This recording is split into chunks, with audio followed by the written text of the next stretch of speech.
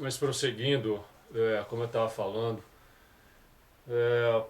o Jim Morrison ele percebeu que toda pessoa que acaba se tornando pública e às vezes adorada, essas pessoas acabam sacrificadas como eram os, as antigas deidades e reis do passado. Sempre a multidão acaba sacrificando, sacrificando esses ídolos. Isso faz parte de uma espécie de consumação do mito do herói. Vocês podem observar que há uma sequência padrão, uma sequência arquetipal do herói, que é sempre cumprir uma certa missão, um trajeto, ao fim do qual ele é sacrificado. Então, o Jim Morrison ele percebeu, só que a percepção dele também não adiantou muito, porque ele de certa forma acabou sacrificado. Vide que depois do incidente em Miami, em 69, muitos se viraram contra ele e foi só ladeira abaixo depois disso, e ele acaba morrendo 2 anos depois, sozinho, numa banheira em Paris, em circunstâncias até hoje misteriosas, mas que, claro, muitos preferem atribuir a simples overdose. Mas deixemos um pouco de Morrison. Acho que já falei até demais, até falei muito mais do que aquilo que eu pretendia, e eu vou passar agora a responder algumas questões, que é isso que as pessoas querem, né? Então eu selecionei aqui várias, entre várias dúvidas, né, que são muitas, hein? São muitas, né? E eu vou pegar aqui várias dessas dúvidas e vou destrinchar. É claro que tem um conjunto de dúvidas aqui que eu vou deixar para responder numa outra sessão separada, certo? Segmentada. Estou sendo obrigado a segmentar, então, né? E vai ficar por uma outra sessão. Eu não sei nem sequer se eu vou conseguir aqui nesta aqui responder ao que eu tenho que responder, né? E preferi até que o meu gatinho aqui respondesse, né? Será que você não gostaria de responder para mim? Ah, não gostaria? Responda para mim, vá. Seria melhor, hein? Acho que seriam respostas até melhores da parte dele do que as que eu poderia fornecer, não? Então é assim, entre as várias questões aí, muitas pessoas acabam fazendo perguntas que são perguntas que levam à falseabilidade, vamos chamar assim, não? São aquelas tipo de perguntas que você faz para, para qualquer gênero, tema e assunto. Você poderia questionar a respeito. Então as pessoas estão, algumas usam essa, essas táticas, não sei se consciente ou inconscientemente, né? É como você perguntar para uma pessoa assim, por exemplo, né? Ah, o que você comeu no almoço, né? A pessoa, eu comi arroz, feijão, salada, bife, batata. Bife tá difícil, né? Arroz, feijão, salada. Então prova pra mim. Aí a pessoa fala assim, você comeu, prova, né? Aí ela exige que você mostre aí uma foto da refeição, né? Mostre nota fiscal se você for um restaurante, né? Então é assim, você pode pedir uma alegação de prova a respeito de tudo, né? Tudo. Você imagine como é que seria, né? É, você não teria nem como viver, né? Você ficasse o tempo inteiro desses questionamentos, né? E é o que muita gente faz, né? É uma tática assim muito antiga, uma tática axiomática muito antiga, né? Então, muitas pessoas fazem isso, né? Então, como algumas aí andaram perguntando aí pra mim, né?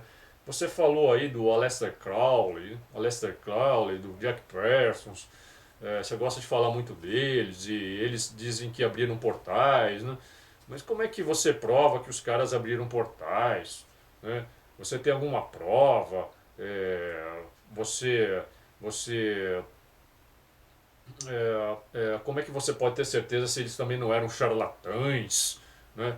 Charlatães aí como Thomas Green Morton, certo? Como, como aí o próprio Uri Geller, essa gente aí, né? Como é que você tem certeza, né? Eu falei, para começar, eu não tenho certeza, né? Eu disse alguma vez que eu tenho certeza, né? Eu estou aqui, se as pessoas lerem o que eu escrevi a respeito, de Crowley, de Parsons, em nenhum momento ali eu endosso ali, eu assino embaixo, né? Eu traço a biografia deles e conto a vida deles assim com muita, né? Assim, até meio estarrecido, né? Pelo que eles foram, o que eles fizeram, né? Vidas assim, de adoração explícita ao demônio, entende?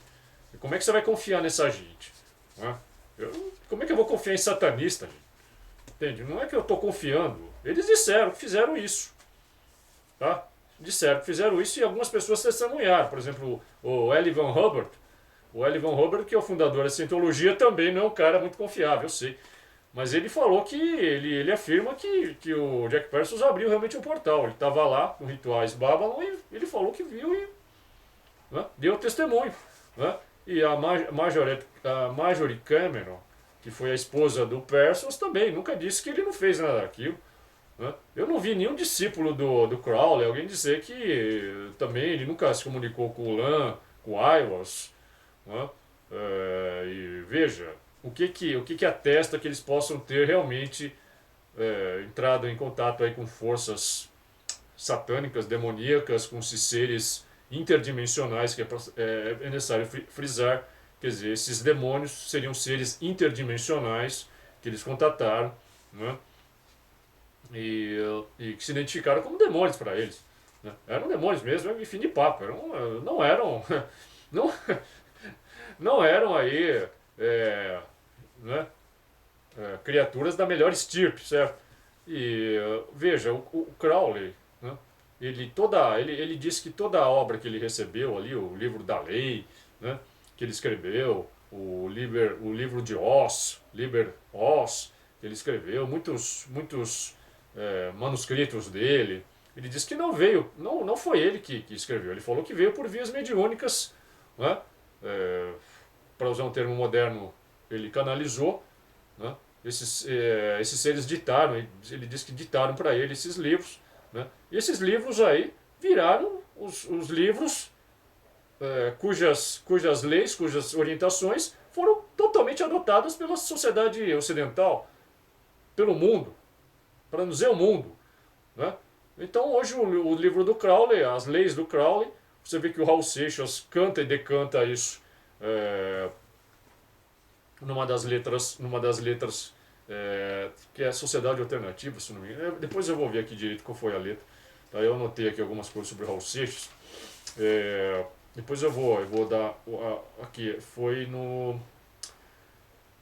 Deixa eu ver aqui, estou até aqui, achei aqui, mas eu não estou achando qual foi exatamente a letra, né? Uma letra que ele fez junto com o Paulo Coelho, né? Foi junto com o Paulo Coelho que ele fez essa letra aí. O Paulo Coelho certamente ele fez um pacto com o demônio. Aí você vai me dizer assim, como é que você sabe que ele fez um pacto? Olha, para aqueles livros ruins dele fazerem tanto sucesso, só pode ter sido pacto mesmo. Né? Porque não é possível que, que ele faria tanto sucesso com aquelas porcarias que ele escreveu, a não ser que o demônio tivesse ajudado de alguma forma. Né? Olha aqui, ó, foi na música Sociedade Alternativa mesmo.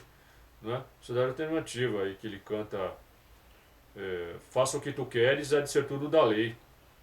Né? Então, e ele também recita aqui outros mandamentos, entre aspas, aí do Crowley, né? Que é todo homem, toda mulher é uma estrela, né? Todo mundo é uma estrela, que era um dos ensinamentos que esses seres macabros aí passaram para o Crowley, né, e se tornaram as grandes leis da sociedade. Né? Faça o que tu queres, há de ser todo da lei, se tornou um mantra, se tornou. As pessoas substituíram os 10 mandamentos por esse único mandamento do Crowley, que ele ouviu desses seres. Será que isso aí veio da cabeça do Crowley? Ele era um cara tão genial que escreveu todas aquelas obras que acabaram influenciando, sendo uma espécie de palavras sagradas que acabaram sendo adotadas pela sociedade. Não é à toa que nós estamos vivendo essa situação terrível que a gente está vivendo, não é? Porque as leis que estão em vigor atualmente são as leis do Crowley, vindo desses seres tenebrosos. Seres que disseram explicitamente ao Crowley que o objetivo deles era destruir a sociedade. Querem inaugurar uma nova era destruindo completamente as bases da sociedade cristã, judaico-cristã, da sociedade ocidental, da civilização ocidental. Era destruir todo o ensinamento clássico, tudo. Era botar tudo isso abaixo para erguer uma nova era chamada de Era de Horus. E é o que nós estamos vivendo. Nós estamos vivendo isso aí. O que se chama aí de agenda tal é a Era de Horus, é toda a agenda do Crowley, que veio desses seres. Aí, isso não atesta que há um fundo de verdade no que o Crowley recebeu, que comparar o Crowley com esses Uri Geller da vida, Thomas Winmore, isso aí é bobagem. Né? Vai estudar aí, estude aí a vida do Crowley. Olha, estou para fazer um vídeo. Né? Estou sempre adiando aí porque é um trabalhão danado, né? Eu não estou com tempo. Mas assim que eu puder eu vou fazer um vídeo, porque já que a maioria só assiste vídeo, eu escrevo os artigos, escrevo matérias e ninguém lê. Né? Então eu sou obrigado a fazer esses vídeos para ver se alguém aprende algo. Né? Então eu vou fazer ainda um vídeo aí sobre Crowley, Jack Parsons e vou botar aí. Né? E vocês vão saber mais a respeito da vida dos caras. Agora eu também falo, por que vocês não pesquisam? Né? Atacar os outros, ficarem aí atacando os outros, xingando, esculhambando o trabalho dos outros, isso é fácil, né? Por que vocês não vão pesquisar? Né? E antes de fazer umas perguntas dessas, por que vocês não vão se informar um pouco? Né? E se vocês estão me fazendo essas perguntas, é porque vocês acham que eu tenho. Vocês estão me dando uma importância enorme, né? Então, se o objetivo de vocês de pôr abaixo, vocês estão, na verdade, dando força. Porque vocês estão achando que eu vou dar resposta para vocês disso daí. Pesquisem vocês. Né? Se vocês acham também que eu sou um cara duvidoso, que eu só falo bobagem, né, que eu sou um pesquisador de quinta categoria, que eu não sou nada, para que vocês ficam aí me perguntando? Né? Perguntem então para quem vocês acham que tem as respostas. Ou vão vocês mesmos atrás das respostas. Certo? Mas aqui por caridade, viu? Eu tô até respondendo aqui umas questões para questões que eu não deveria nem estar respondendo, tá? Porque já tá nos meus artigos, está nos meus livros, né? Tá nos meus vídeos, certo? Eu tô aqui, sabe? Eu tô meio hoje com o coração mole, né? Então eu tô aqui dando essa colher de chá, ok? E também assim, tá, muita gente tem essas dúvidas, né? E acho que a gente tem que, como alguém que está ensinando, tentando ensinar algo, né? A gente tem também eu sei que muita gente não tem tempo também, né?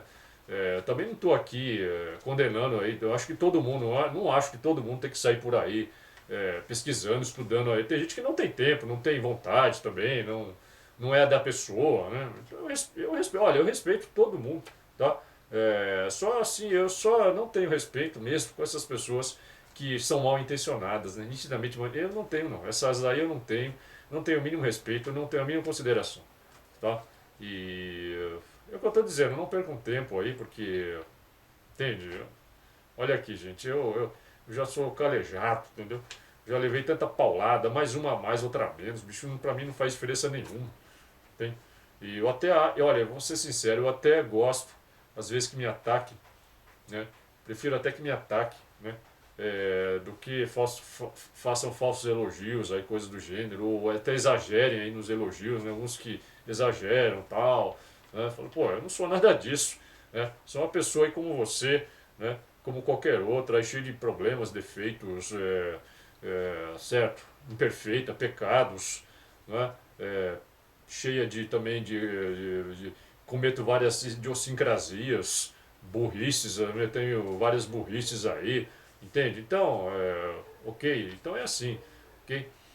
Então eu espero ter respondido essas perguntas. Então é assim, as pessoas falam, cadê as provas? Você tem prova? Como eu estou falando, você pode ficar pedindo prova a respeito de tudo, cara. Né? Prove isso, prove aquilo. Por que vocês não vão pedir também a prova aí pro dirigente de futebol lá que vendeu o cara compra um jogador por 50 milhões que não vale nada? Pergunta pra ele lá, bicho. Né? Ou o dirigente que fala assim, o clube aqui não tem dívidas. Cadê as provas? Prove aí, pô. Como não tem dívidas? O clube tá falido. Né? Vá lá no ufólogo lá também, faça essas perguntas. Ufólogos aí que fazem alegações extraordinárias, como diz o Sagan, né? Alegações extraordinárias dizem provas extraordinárias. Né? Ufólogos aí que falam aí de casos e mais casos, que o disco pousou lá, que, né, que deixou isso, deixou aquilo, que fez e aconteceu, pintou e bordou. Né? Fala para ele também, tá, cadê as provas? Sabe quais provas que ele tem? Também nenhuma, só o relato. Foi lá, colheu o relato, as pessoas falaram, ó, vi isso, vi aquilo. Né? E assim, por que vocês nunca perguntaram o seguinte, gente? Já que vocês sempre fazem essas perguntas, cadê as provas, né? E eu nunca aqui disse que iria oferecer provas a respeito. Eu faço mais análises culturais, históricas. Eu sou historiador. Sou historiador. Né? O historiador, ele lida muito com a maioria dos dados que o historiador lida, né? Ele não tem provas daquilo lá. Olha, o historiador, praticamente, toda a história que ele escreve, é história baseada em fontes indiretas, em biografias de outras pessoas, né? De versões de outras pessoas, ele vai juntando aquilo lá. Olha, a única maneira de um historiador, por exemplo, reconstruir o passado de maneira total, cabal, né, e certeira seria ter uma máquina do tempo. Pegar uma máquina do tempo, voltar lá para a época que ele está estudando, fotografar tudo, filmar tudo, voltar e falar, gente, é assim que aconteceu. Né? Vamos supor aqui, é assim que construiu as pirâmides do Egito. Você vê que tudo que tem a respeito de pirâmides do Egito é teoria. Como é que os caras ergueram as pirâmides? Até hoje estamos aí tentando descobrir. Né? O matemático francês, o Pierre Houdin, parece que foi o que chegou mais próximo, né, da teoria da rampa interna. Eu achei essa teoria melhor até hoje. Né? Mas aí a maioria vai me dizer agora, não, foram ETs, foram Atlantes, foram lemurianos, foram demônios também, né? Foram os demônios lá que deram as ferramentas tecnológicas para o rei Salomão, foram não sei quem, foram judeus, foram... Né? Tem até tese que foram judeus que construíram as pirâmides. Né? Tem todo tipo de tese. E as pirâmides foram construídas, na verdade, com um sistema de canalização aquática. Né? Tem um cara aí que fala que cortavam as pedras e transportavam elas por um resto de canal, um elevador aquático, um negócio assim impressionante. Né? A melhor teoria que eu vi até agora é do Pierre Houdin, né? da rampa interna. Foi a melhor teoria, acho que é mais bem explicado. E tem vários indícios dentro da pirâmide ali, marcas e tal, que indicam que realmente eles tinham feito eles faziam uma rampa interna. Né? Mas é muito complicado, não vou falar disso agora.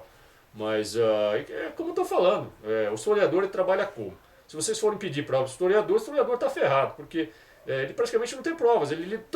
O historiador, no máximo que ele tem, vai ter documentos, né, que restaram, se restaram alguns documentos da época, ele vai ter que reconstituir a história com base naquilo. Né, se tiver algumas pessoas ainda vivas, se for uma história próxima, imagina o historiador reconstruir a história de 3, 4 mil anos atrás. Né? Que fontes que ele tem? Fontes indiretas, só de outros historiadores, né? Fontes até religiosas, de indício arqueológico. Ele tem que juntar tudo isso e tentar montar uma história. É o único jeito. Né? Então eu digo mesmo aqui, com relação a isso que eu estou falando, se aplica a quase tudo, até a ufologia. Né? Porque mesmo um caso acontecido aí antes de ontem, se você for reconstituir, você vai reconstituir também indiretamente. Tá certo? Mas é aí que eu pergunto para vocês, por que vocês nunca foram para esses ufólogos aí que alegam casos fantásticos, extraordinários e tal? Pergunta para ele se ele tem alguma prova. Não tem, é só testemunho, é só testemunho, notícia de jornal, certo? Algum documento oficial no máximo, que possa haver, mas documento oficial também, o que acrescenta? Documento oficial são escritos por pessoas como eu, como você. Simplesmente tem o carimbo ali né, do órgão oficial, apenas isso. O resto tudo são pessoas como eu e você. Tá certo? Então não adianta. Esse tipo de coisa é capcioso. Tá? Eu posso destruir qualquer pessoa fazendo esse tipo de axioma aí, né, fazendo essas perguntas infinitas aí, né, levantando sofismas que não acabam mais. Posso destruir qualquer pessoa sim. Né? Então, faço a pergunta para vocês agora. Por que vocês não vão nesses ufólogos e façam as mesmas perguntas? Cadê as provas? Né? E aproveitando isso daí, eu pergunto o seguinte. Né? Eu pergunto o seguinte. A ufologia já tem mais de 70 anos. Né? Já tem 75 anos. Esse ano já passou dos 75 anos. né? Nesse tempo todo aí, né? Quais foram as provas que foram... Falo da era moderna, né? Quais foram as provas que foram coletadas? Né? Você não tem nada, nada material. Né? Você tem lá os fragmentos do disco de Ubatuba, pô, os pedacinhos assim de magnésio que falam de... Cadê isso daí? Também ninguém sabe. Né? Todo um monte de gente foi abduzida, falam que milhões já foram abduzidos. Né? O John Mack falava que milhões tinham sido abduzidos. Né? Olha, será que esses milhões foram abduzidos? Nenhum deles. Né? Teve a pachorra quando estava lá na nave, pegar escondido alguma lembrança, um objeto para trazer de prova. Mas nenhum deles. Nenhum. Não é possível isso. Não é possível. Pela lei da lógica, da estatística, não é possível. Não é? Com tanto disco voador que aparece e desaparece, é caso que não acaba mais. Né? Praticamente aí, em todo bairro você tem aí alguém que foi abduzido, alguém que viu o disco voador, alguém que viu um pouso, qualquer coisa. Mas não tem uma prova. Nada, nada, nada. Nada, gente, nada. Vamos falar a verdade, não tem nada. Ah, mas o disco caiu em Roswell, Socorro, Novo México, caso tal, não sei o que, caiu o disco ali. Onde é que estão as provas também? Eu pergunto, agora eu reforço a pergunta para vocês. Onde é que estão essas provas? Hã? Onde é que estão? Ou pelo menos mostra um indício qualquer, qualquer indício, nada, nada, nada. O que tem de indício aí é tão pouco. E é tão duvidoso. Ah, tem gente que vai falar aqui, tenho certeza. Ah, você está esquecendo de falar aí nos implantes. Tem gente que já foi retirado vários. Cadê esses implantes que foram retirados? Gente? Cadê as análises? Se você tiver um implante aí que se prove que realmente é extraterrestre, que foi feito com material totalmente desconhecido na Terra, você ganha o prêmio Nobel. Olha, todas essas análises que fizeram aí de implantes deram que eram objetos totalmente comuns, pedaços de metal, nada, nada, nada extraterrestre, nada, nada. Né? Alguns vão citar casos extraordinários. Ah, teve o caso tal que não sei o quê. Cara, você pode me citar qualquer caso, mas cadê as provas também? Certo? Cadê as provas? Né? Então não adianta vir com essa conversa aí. Né? Assim como vieram aí, me perguntaram a respeito falaram assim, você ignora aí vários casos. Como é que pode dizer que eu ignoro? Cara? Né? É o que eu não considero. Para mim, para você pode ser impressionante esse caso. Para mim, é um caso como qualquer outro. Entende? Ah, mas porque nesse caso, não sei o que, aconteceu isso, aconteceu aquilo. Nada novo para mim. Desculpa, certo? Eu não vejo nada novo, extraordinário, certo? Então, olha, que nem falaram aí do caso que achará o meu aí, o caso Cláudio de Minas Gerais, né? Que o Edson Boaventura pesquisou, muito bem por sinal, né? Eu só tenho elogios a fazer ao Edson, né? Assim, eu posso ter várias discordâncias com ele, mas assim, eu tenho o máximo respeito pelo Edson, ele me ajudou demais, nunca me prejudicou, nunca me tratou mal, muito pelo contrário, só me ajudou, só me apoiou. Né? Eu até digo que é uma pena que eu nunca fiz nenhuma pesquisa com ele, nós não tivemos oportunidade. Encontrei com ele algumas vezes em congresso, em reuniões. Né? Não passou disso e trocávamos correspondência. Né? Às vezes eu mandava um artigo lá para o Google, ele publicou uma matéria minha no boletim do Google. Né? Acho que ele mudou o nome, ainda existe o Google, o Grupo Ufológico do Guarujá, o saudoso Google, né? Já viu Vila Nova lá. Né? E o Edson, assim, eu só tenho elogios a fazer a ele. Né? Claro que eu tenho várias discordâncias em relação a pensamento, a métodos, a isso e aquilo, mas se alguém aí está querendo me jogar contra, né? É porque o Edson não sei o quê, é porque fulano não sei o quê. Pode até ter falado mal de mim. Não importa. Certo? Não importa. Pode até o cara falou que você é isso. Fala, tudo bem, não tem problema nenhum, cara. Pode falar. Né? Não te fala, ué. Vai fazer o quê? Entendeu? Então o Edson ele pesquisou esse caso Cláudio. Aí falaram aí pra mim, mas você nem sabe da existência desse caso. Aí, que é o caso que tem o seu nome, inclusive da cidade de Cláudio, né? Lá de Minas Gerais. Então é um caso lá é um caso bastante interessante, né? Um caso bastante rico, né? Tem perseguição policial, policiais no meio, tem avistamento de seres que mais pareciam fantasmas, né? Pareciam holografias. Olha, eu posso estar falando uma besteira aqui porque eu não conheço a fundo o caso. Né? Quem pesquisou foi o Edson. Mas pelo que eu me informei, né? Um caso que muita gente viu, testemunhou e causou um pandemônio ali na cidade, seres que atravessavam paredes, parece, né, flutuavam, não sei o quê. Né? Bom, e daí? Né? Assim, para mim não tem muita novidade. Né? Já vi esses mesmos aspectos em vários casos, certo? E assim, ah, não, envolveu autoridades e tal. Ok, mas é um caso a mais. Pode ser, eles podem ter visto algo aí, interpretado, não sei, né? Interpretado de uma forma aí, que os levou a pensar que eram ETs, né? Não sei, é um caso interessante, eu precisaria pesquisar mais, né? Mas também aqui, aí você vai fazer a mesma pergunta, cadê as provas? Simplesmente as pessoas falaram que viram e ponto final. Fica um relato, fica a testemunha das pessoas. Né? E também é aquilo, né? É uma pergunta que eu faço em relação a esses casos. São casos totalmente nonsense. Né? Será que seres extraterrestres se comportariam dessa forma? Quer dizer, para que eles apareceriam assim? Para ficar brincando com as pessoas, assustando como se fossem fantasmas? Né? Para quê? Qual o sentido disso? Nenhum. Entende? Então, não são casos. Eu não colocaria esse tipo de caso como casos assim de intervenção extraterrestre. Para mim, não tem. Olha, é o mesmo fenômeno, como eu já falei. Tá? Mas ele está em outra categoria, talvez. Né? São casos que você precisa analisar com muito cuidado, precisa classificar ele muito bem. Né? Mas, assim, na era moderna que a gente está hoje, na era espacial, é lógico que você vai classificar como um caso ufológico. Né? Um caso ufológico. Então, então é assim, gente. Então, casos e casos mais extraordinários exigem provas extraordinárias também, certo? Então não adianta ficar aí nessa daí, é, você vai exigir prova de tudo, né? Cadê as provas do caso Roswell até hoje? Cadê? Né? Cadê as provas que fizeram reengenharia naqueles discos? Não existe nenhuma. Né? O caso Roswell tem milhares de versões diferentes do caso Roswell. Milhares, milhares, milhares de diversões, né? Aliás, é interessante que o caso Roswell, por exemplo, ele só se tornou esse caso que a gente conhece hoje a partir dos anos, nos anos 80. O caso Roswell ele não existia.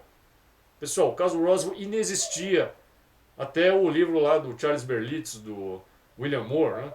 O incidente Roswell, lá praticamente ninguém falava no caso Roswell.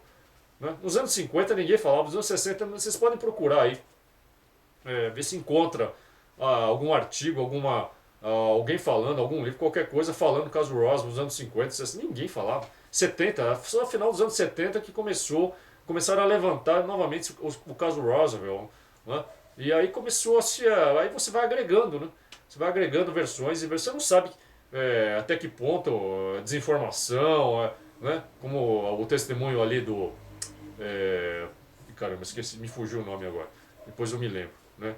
É, rapaz, me fugiu. Mas você tem aí vários militares, ex-militares que vieram aí testemunhar sobre o caso Roosevelt. Né? E você não sabe se aquilo é desinformação. Né? Não dá para saber.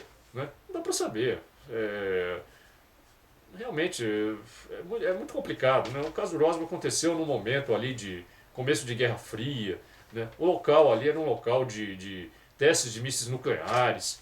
Né? Então, como eu até falei, eu acho até mais plausível a teoria aí dos portais do Jack Pearson, sabe? Que ele abriu um portal lá e passaram esses seres aí, que eram seres de outras dimensões, seres que ele considerava demoníacos, né? E pode ter acontecido tudo aquilo que aconteceu por causa disso, entende? Eu acho até mais lógico isso daí. Vai lá, mas é um negócio que você está falando é fantástico. É fantástico, tão fantástico quanto as outras teorias. Nem mais nem menos. Né? Mas são teorias. Né? Estamos estudando. Certo? Agora, para complementar. Né? Então você não tem uma prova, certo? Como as pessoas querem, mas você tem indícios fortes, né? Como no caso aí do Perseus e do Crowley. Né? Você tem indícios fortes de que pode realmente ter a versão dele seja correta. Eu não sou o único a pensar assim. Né? Existem muitos ufólogos que também chegaram a essa mesma conclusão. Essa mesma conclusão. Tá? E, então é isso. Mas são teorias. Estamos aí tentando avançar o assunto. Né? É mais isso. Tá? Deixa eu ver aqui se eu encontro mais outras. Tá, isso aqui eu já falei, então já vou despachar isso aqui, certo? Despachar, vamos lá. Isso aqui falei também, né? E assim, o Edson parece que ele disse que o caso Cláudio seria até mais interessante que o caso Varginha, né? Então, tem alguns aspectos bastante interessantes no caso, sim, né?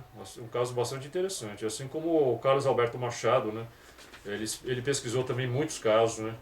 Olha, é assim, vamos dizer que o Edson Boaventura e o Carlos Alberto Machado sejam assim os herdeiros aí diretos, né? Os sucessores diretos aí de Walter Bühler, de, de Uwe Brandt Aleixo, né? Que foram os grandes pesquisadores de campo aí nos anos 50, 60 e 70, né? Foram os grandes pesquisadores de campo aí. O Edson e o Carlos Alberto Machado pesquisaram muitos casos, né? Eles vão a campo mesmo, pesquisaram muitos casos, né? Agora, não vamos ser injustos também. Existem muitos outros ufólogos aí que não têm tanto cartaz, mas que também pesquisaram muito, né? Tem muitos ufólogos aí que têm muitos casos que eles pesquisaram em campo, que não são ufólogos que não têm tanto nome aí, né? Tanto reconhecimento, e não aparecem, são mais discretos e tal, né? Mas é preciso dar todos os créditos para esse pessoal todo aí, né? Eu acho a pesquisa de campo muito importante, né? Então, eu tenho muitas discordâncias com todos esses ufólogos, certo? Muitas discordâncias mesmo, mas, por exemplo, com o próprio Uwe Brandt, que eu entrevistei, o próprio Walter Bühler, com quem eu me correspondi, né? Eu tenho mil discordâncias. Com o Brandt, não, porque o Uwe Brandt ele compartilha da mesma linha.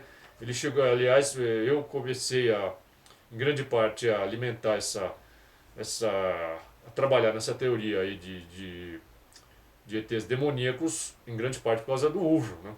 Por causa do Uwe Brandt. Então, com o Uwe eu não tenho tantas discordâncias, mas eu tenho algumas, sim, alguns casos que ele pesquisou, eu entrei assim, em total discordância, como no caso do Rivalino Mafra. Um dia eu vou falar sobre isso, né?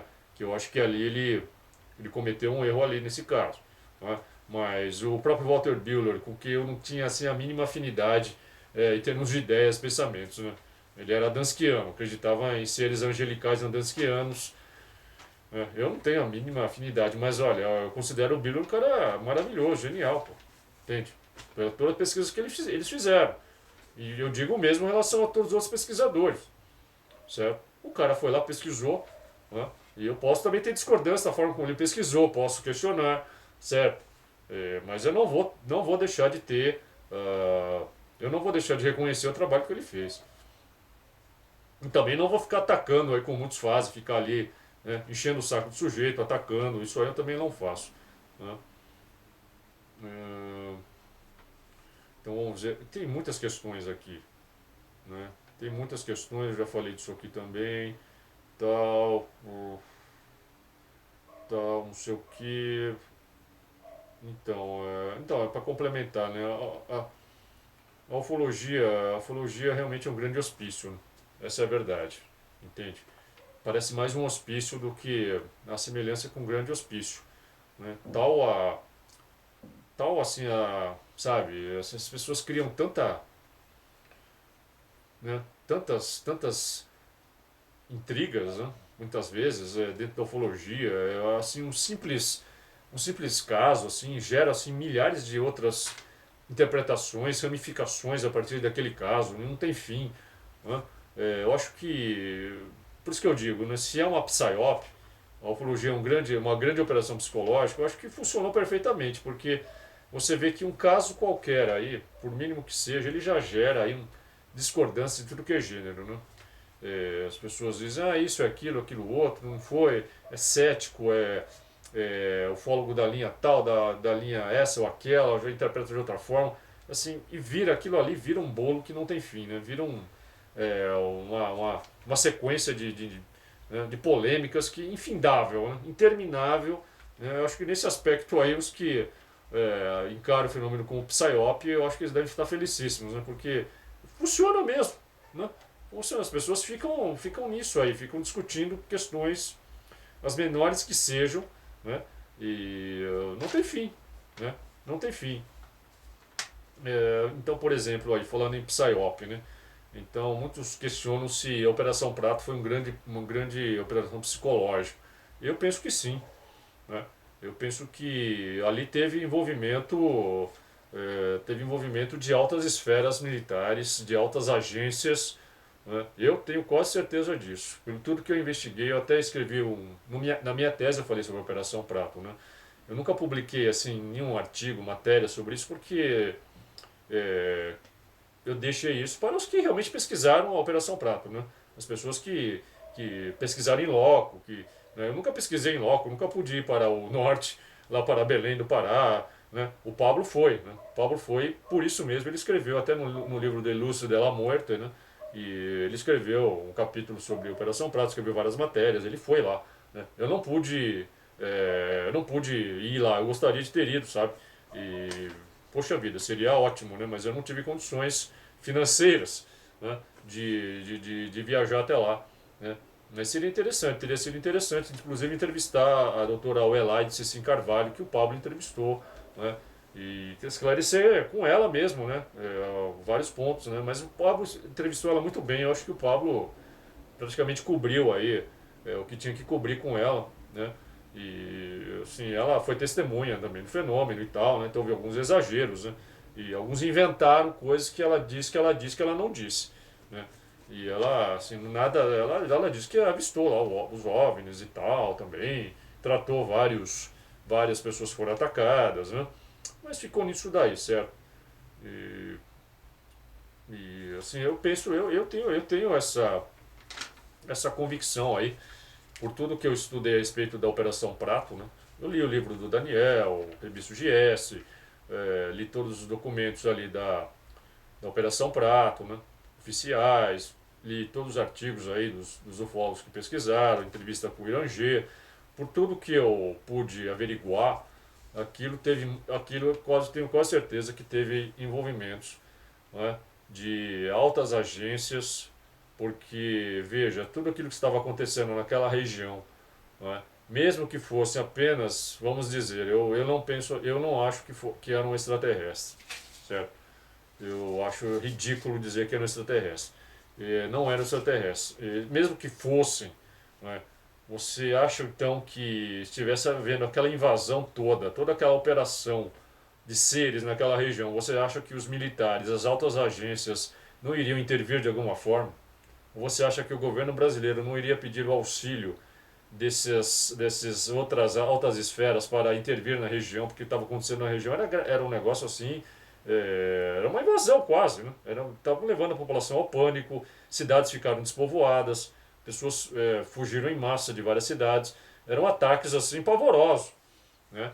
É, realmente, não é exagero, não. Haviam áreas ali que as pessoas estavam completamente amedrontadas. Estava havendo realmente um ataque aí de algo ali desconhecido, né? Então vocês acham que não haveria algum tipo de intervenção? Haveria, obviamente, né? Teria que haver. Os militares brasileiros estavam ali na região, né? Eles estavam na região, não estavam? Estavam na região, né? Então, de alguma forma, eles teriam que agir, né?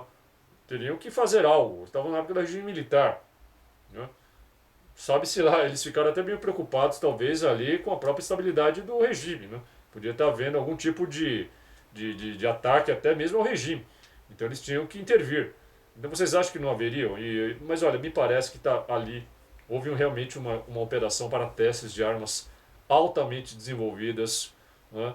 E na época, para a época, eram armas assim completamente inimagináveis, né, para o final dos anos 70 ainda.